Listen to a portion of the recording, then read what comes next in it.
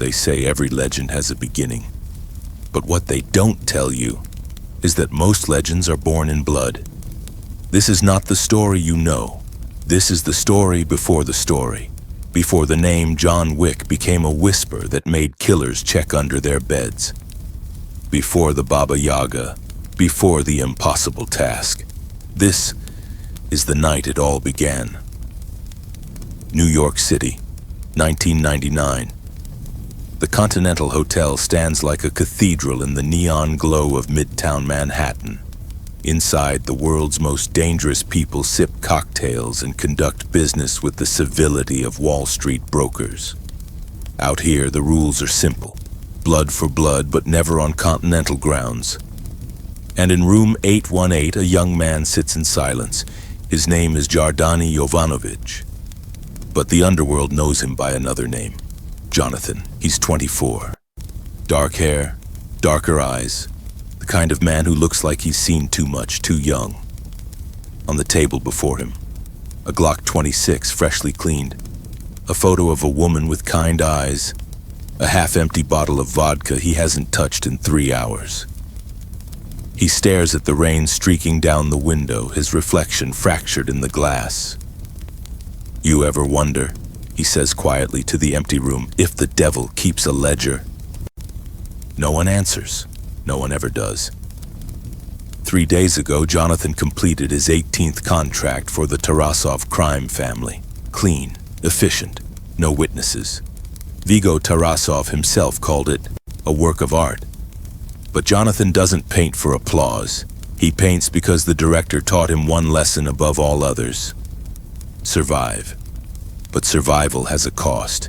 And tonight that cost comes due. His phone rings. Once. Twice. He doesn't move. On the third ring, he answers. Da. The voice on the other end is smooth, Russian, dripping with false warmth. Jonathan, my boy, I have a gift for you. Vigo Tarasov.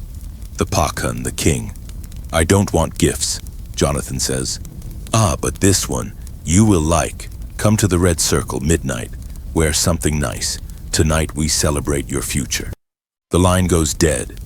Jonathan sets the phone down slowly. His hand doesn't shake. It hasn't shaken in years, but inside something tells him this is the night everything changes. The Red Circle nightclub pulses with life. Strobe lights, bass that rattles your ribs, bodies moving like a single writhing organism. It's owned by the Tarasovs like half of New York's underworld real estate. Jonathan enters through the back. Black suit, white shirt, no tie. He looks like death in designer clothes. The bouncers nod. They know him. Everyone knows him. The boy from Belarus who became Vigo's best weapon. The orphan turned executioner. In a private room above the chaos, Vigo waits. 60 years old, built like a bear with eyes that have watched empires rise and fall. Beside him sits his son, Iosef, 22, arrogant, hungry for respect he hasn't earned. And across from them, a woman. Jonathan stops in the doorway. She's beautiful, not in the obvious way. In the way a knife is beautiful, elegant, dangerous, purposeful, black dress, red lips, eyes that hold secrets. Jonathan! Vigo spreads his arms like a proud father. Come, sit, meet Persephone. The woman smiles, but it doesn't reach her eyes. Persephone, Vigo continues, is a rare flower in our garden. Former MI6, burned by her own people. Now she works for those who appreciate talent. Jonathan sits slowly. Why am I here? He asks. Straight to business, I love this about you. Vigo pours vodka into 3 glasses. You have served me well, Jonathan. 18 contracts, 18 perfect executions. You have earned your freedom. Jonathan's expression doesn't change, but something flickers behind his eyes. There is no freedom, he says quietly.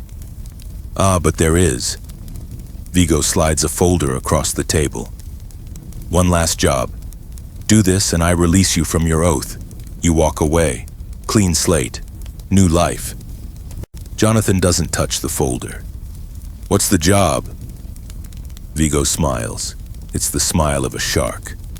A high-table adjudicator has become problematic. He knows too much. Threatens to expose our operations. Normally we would handle this internally, but this man... Vigo taps the folder. This man has protection. Cameras. Security guards who would die for him. You need it to look like an accident, Jonathan says. I need it to be impossible. Vigo leans forward. And you, my boy, you do the impossible. Silence. Outside, the bass thuds like a heartbeat. Jonathan opens the folder and inside, photos, documents, schedules, then a name, Marcus. The room tilts. Marcus, the man who pulled Jonathan from the rubble in Minsk when he was 14, who taught him how to shoot, how to survive, how to live in a world that wanted him dead. The closest thing to a father Jonathan has ever known. No, Jonathan whispers. Vigo's smile vanishes.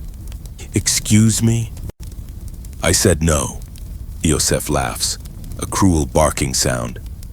You don't say no to the Pakan, orphan. Jonathan's eyes snap to Iosef. The younger Tarasov shuts up. Marcus is under my protection, Jonathan says, his voice like gravel. He's off limits. Vigo leans back, fingers steepled. I am disappointed, Jonathan. I thought you understood how this works. Loyalty, obligation, debt. He pauses. The director gave you to me when you were 16. 8 years of training, feeding, housing. 8 years of investment. You think you can just walk away? I said you would earn your freedom. But freedom, Jonathan. Freedom is never free. Persephone speaks for the first time. Her voice is silk over steel. He won't do it, Vigo. You're asking him to kill his conscience. Vigo's eyes narrow. Then perhaps we need to renegotiate. He snaps his fingers. 2 guards drag someone into the room, and it's Marcus, beaten, bloodied, but alive. Jonathan surges to his feet, hand moving toward his gun, and freezes.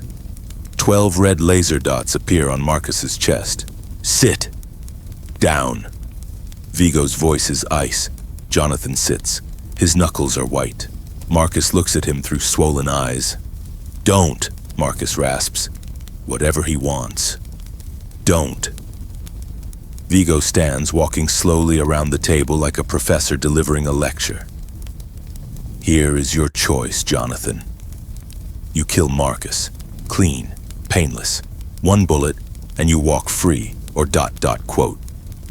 He gestures to the guards. My men take him to a basement in Brooklyn, and they take their time, days, maybe weeks, and when they're done, I send you pieces of him, starting with his fingers. The room is a tomb. Jonathan stares at Marcus. Marcus stares back. And in that moment, something breaks inside Jonathan. Something that has been cracking for 8 years finally shatters.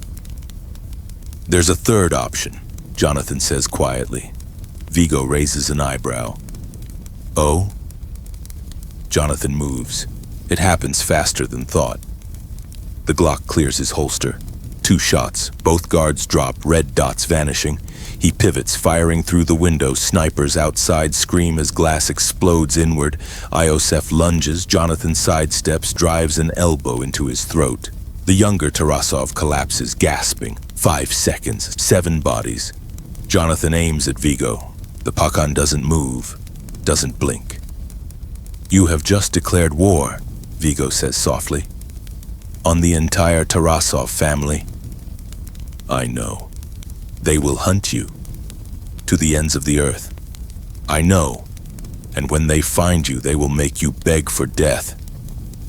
Jonathan's hand is steady. The gun doesn't waver. Then they'd better bring an army. Marcus staggers to his feet, blood dripping. John, we need to go. Now. But Jonathan doesn't move. He stares at Vigo. You taught me one thing, Jonathan says. In this world, there are only 2 types of people. The ones who take and the ones who refuse to be taken. He lowers the gun. I'm done being your weapon. They leave. Behind them, Vigo sits in the wreckage, surrounded by bodies, and slowly, he begins to laugh. 1 week later, the Continental, room 818. Jonathan packs light. 1 bag, cash, passports, the Glock, and the photo of the woman with kind eyes. Marcus sits by the window, bandaged but healing. They're calling you the boogeyman now, Marcus says. Baba Yaga. The one you send to kill the boogeyman. Ridiculous. You killed 18 men that night, walked through the red circle like death incarnate. The stories are already legends. Jonathan zips the bag. Where will you go? Marcus asks. Somewhere quiet. There is no quiet. Not anymore. Vigo has put a $2 million bounty on your head. Every killer from here to Moscow is hunting you. Let them come. Marcus stands, wincing. John, what you did... What I didn't do, Jonathan interrupts. I didn't kill you. And I won't apologize for that. Silence. Marcus pulls something from his pocket. A coin, gold, embossed with a crest. Take it, he says.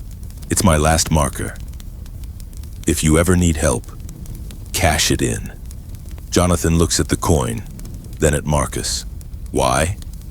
Because you chose mercy over survival. In this world, that makes you either a fool, Marcus smiles faintly, or something more dangerous than any of us.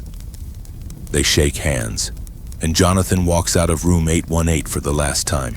They say every legend has a beginning. But they're wrong. Legends don't begin, they're forged in fire and blood, in the choices we make when mercy and survival collide. That night, Jonathan became something else, something the underworld would fear for decades to come. Not because he was the best killer, but because he was the killer who remembered what it meant to be human. Years later, he would meet a woman, fall in love, walk away from it all. And when they took her from him, the boogeyman would return. But that's another story. This is the night John Wick learned the most dangerous thing in the world isn't a man with nothing to lose. It's a man who remembers what he's already lost and refuses to lose again.